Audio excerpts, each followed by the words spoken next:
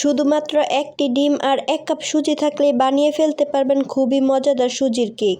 দেখতে যেমন সুন্দর, খেতে অনেক মজা। প্রথমেই আমাদের লাগবে 1 কাপ সুজি, আর লাগবে 1/2 কাপ চিনি, অল্প একটু লবণ। সুজি, চিনি আর লবণটা একসাথে মিশাতে হবে। তারপরে একটা ডিম দিয়ে দিব।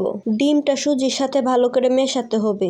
অল্প অল্প করে দুধ দিতে হবে, মিশিয়ে নিতে হবে। চিনিটা যতক্ষণ পর্যন্ত গলে না যায় ততক্ষণ মেশাতে হবে। মেশানো শেষ হয়ে গেলে 10 মিনিট রেস্টে রাখতে হবে। ফ্রাই প্যানে অল্প একটু তেল দিতে হবে। ফ্রাই প্যানটা ঘুরিয়ে তেলটা ছড়িয়ে দিতে হবে। তারপর ডিম সুজির মিশ্রণটা ফ্রাই প্যানে দিয়ে দিতে হবে। সুজির মিশ্রণটা দিয়ে ফ্রাই প্যানে ভালো করে ছড়িয়ে দিতে হবে। মিশ্রণটা ছড়ানো শেষ হলে ফ্রাই প্যানে ঢাকনা লাগিয়ে দিতে হবে।